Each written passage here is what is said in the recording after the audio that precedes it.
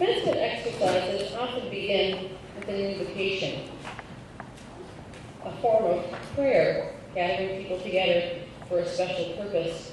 This afternoon's anthem, Like an Eagle, reminded me of an invocation delivered at Brandeis University Commencement a few years ago by Archbishop Desmond Tutu, Nobel Peace Prize laureate.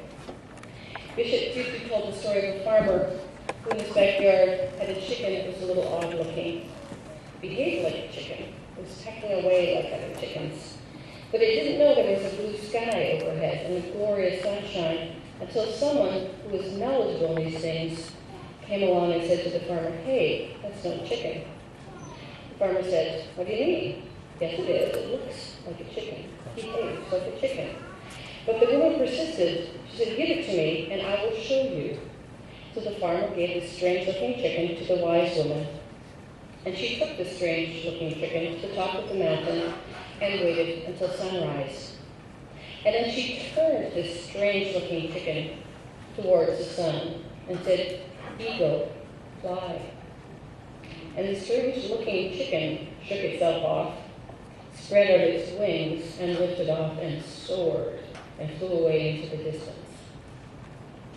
Grads, I think your parents and your teachers want this for you to remember that you're no chicken, that you're an eagle.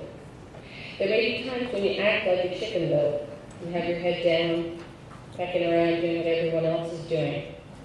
But I want to encourage you to give yourself a shake, spread your wings, and as Bishop Tutu said, then lift off and soar and rise towards the confident, the good, and the beautiful. Rise towards the compassionate, the gentle, and the caring. Rise to become just what you were meant to be, eagles, not chickens. Amen.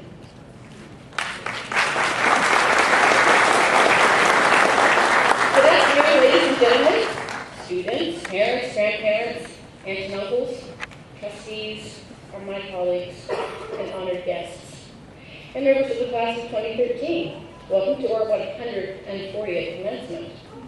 Commencement is a word that defines to me anticipation of new beginnings and the next exciting stage of your life's journeys. This means some new roles for our faculty, retirement for 2, promotion for others, new jobs, new babies. And for our grads, it might mean new roommates, a new city, for moms and dads, a quieter home for sure, with one leaving the nest, or like many of us, our last leaving the nest. But some of these new beginnings give us a bit more time to adjust to this new normal. At commencement today isn't one of those. Grads, you woke up as students, and you'll leave here today as alumni. This is your new normal. Something really big has happened to the world in the last decade, and I am not just referring to the arrival of the Gerke twins, or Mr. Littleroot's retirement, or our gym renovation.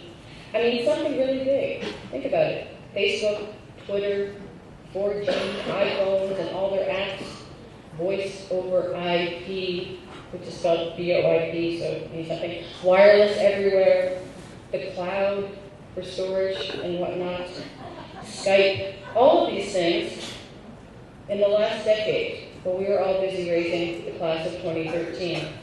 This hyper-connected world is fabulous for creation and innovation, but it also poses new challenges for ourselves, and particularly for our grads just starting out. We've evolved as a school from being proud citizens serving our country in times of war and peace to global citizens leading at home and throughout the world.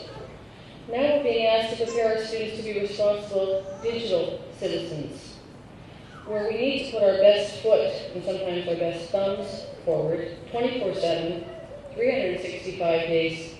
And the consequences for a misstep are real and immediate.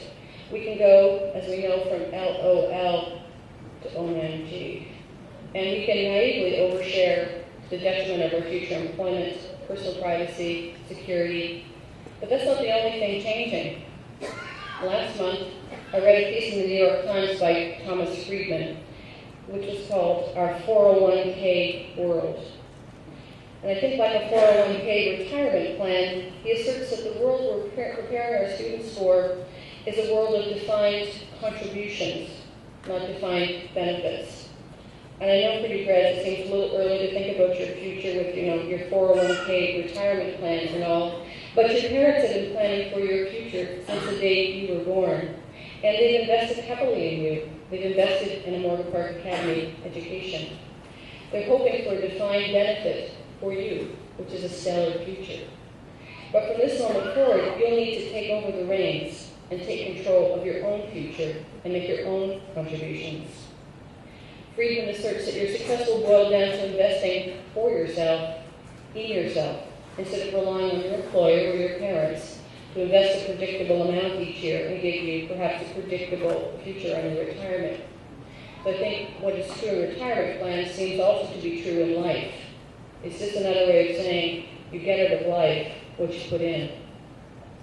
This is a new world order, though, and it's great if you're self-motivated, because the boundaries are all gone. But fewer limitations also means fewer guarantees. Your specific contribution will define your specific benefit. You'll have to learn more about these investments and how to invest in yourself. You'll have to learn how to build and define competencies that attract employers that will help you grow. This new economy is different. It is not working for the same company for your entire career kind of economy. It's going to be great for those who can invest in themselves by finding a mentor, a network, a role model. And I encourage you, when you read this piece, you will jump up and down when you hear education is indeed parenting that will inspire students to act on their own and invest in themselves is a necessary skill, and it will be highly valued. Because I think what he's saying is what you've already discovered here at the Academy. Just showing up will not cut it. You have to have grit. And we hope at NPA you've got just that.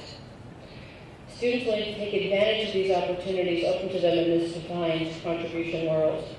We don't know what the competencies employers are looking for and what is the best way to get those specific skills. But what we do know is that we've worked hard here at the Academy to encourage independent thinking, create opportunities, and we've provided mentorship for your children to help them discover their specific contributions to themselves. So 401k world, I think we're ready, grads. Congratulations.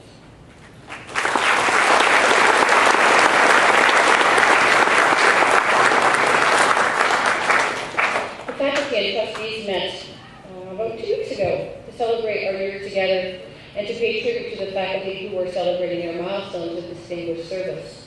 Celebrating 5 years are Mr. Mike Ellis and Mrs. Joanne Barnefelt. Celebrating 10 years, Mr. Trevitt Allen. Celebrating 15 years of service to Morgan Park Academy are Sherry Gruzius, Connie McGee, and Liz Razor. Congratulations.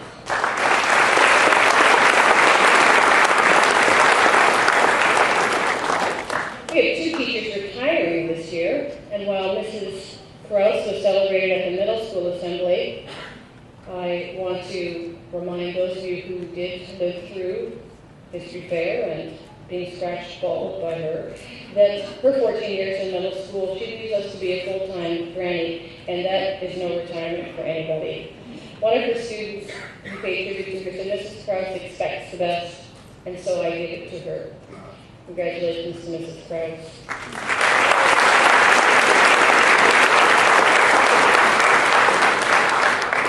And we did a farewell to Mr. Mark Lennerud, who celebrates 38 years at Morgan Park Academy.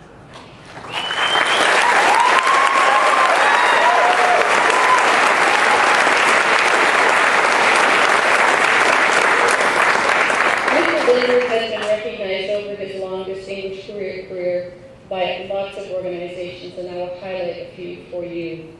The American Chemistry Society, who was nominated for the Presidential Award for Excellence in Science and Mathematics, and one of the top 10 secondary school science teachers in Illinois, one of 8 Dow Chemical's outstanding high school chemistry teachers. He was named Tandy Technology Scholar, a Woodrow Wilson Fellow at Princeton, and at the National Science Foundation at Fermilab and Polk College, and is inducted into our own NBA Wall of Fame. He has performed on stage in school musicals, performed duets with his daughter Karen, ran trips to Germany, to the forest, to the woods. He's hosted teachers from all over the world. He once told me that kids don't fail chemistry because he sits with them until they get it. He is patient. He believes in his students, and he has a great sense of humor. And he has what lots of other teachers don't have, the ability to pull off great explosions. Congratulations, Mr. Leonard.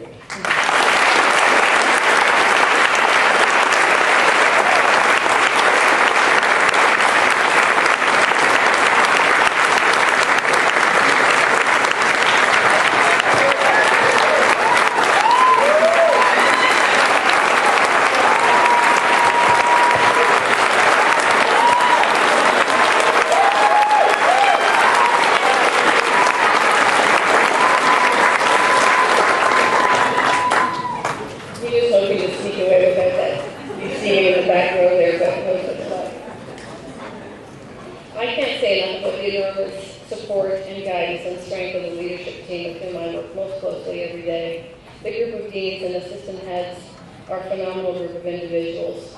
I want you to know that there really is awesome bench strength here in the leadership of our school, and I am so privileged to work with them and to learn from this talented group of individuals. We are also an amazing school because of our parents. We have a volunteer task force that rivals any school that I've ever been associated with. From decorations to fundraising events, celebrating our students, fundraising, lovely treats at staff appreciation luncheon. I think when people give of their time, they're truly giving a priceless commodity. So I want to publicly thank the presidents of the Parents Association, Karen Bryant and her executive, and for all of the army of volunteers that keep MPA coming. Thank you for your incredible gifts that you give to our students, and indeed to all of us who work on this campus.